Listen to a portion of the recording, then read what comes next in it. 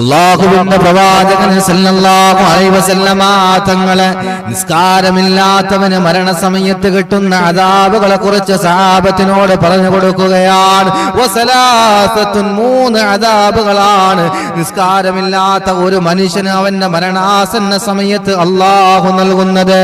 ഒന്നാമത് പ്രവാചകൻ പറയുകയാ, യമൂതു ദലീലാ, അല്ലാഹുവേ മരണാസന്ന സമയമെന്ന് പറഞ്ഞാൽ വല്ലാത്ത പ്രയാസമാണല്ലോ. അപ്പോഴാണ് അല്ലാഹുവിന്റെ റസൂല് പറഞ്ഞത്, നിസ്കാരമില്ലാത്ത ഒരു മനുഷ്യന് യമൂതു ദലീലാ, ഏറ്റവും മോശപ്പെട്ട രീതിയിലാ, ഏറ്റവും നിന്ദ്യനായ രീതിയിലാ മരണപ്പെടുന്നതെന്ന് പ്രവാചകൻ നബി മുഹമ്മദ് മുസ്തഫ സല്ലല്ലാഹു അലൈഹി വസല്ലമ തങ്ങൾ പറയുകയാണ്. തീർന്നില്ല പ്രിയപ്പെട്ടവരെ, വീണ്ടും അല്ലാഹുവിന്റെ റസൂൽ അദാബുകൾ പറഞ്ഞു കൊടുക്കുകയാണ്. അല്ലാഹുവേ യമൂതു ജുആനാ,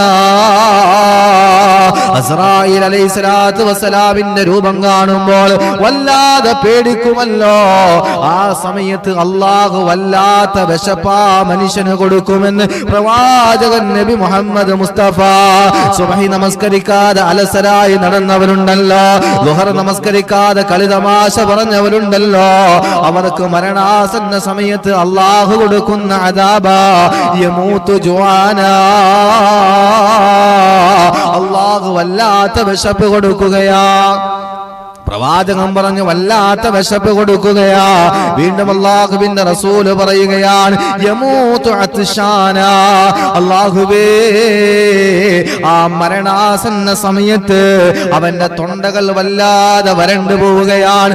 ആ സമയത്ത് അവൻ മരണത്തിന്റെ മാലാകയോട് വെള്ളം ചോദിക്കുകയാണ്, വല്ലാത്ത ദാഹം കൊടുക്കുകയാണ്. ഒരു സമുദ്രത്തിന്റെ മുഴുവൻ വെള്ളം കുടിച്ചാലും അവന്റെ ദാഹം മാറാത്ത രീതിയിലുള്ള ഒരു ദാഹം അല്ലാഹു കൊടുക്കുമെന്ന് പ്രവാചകൻ നബി മുഹമ്മദ് മുസ്തഫ.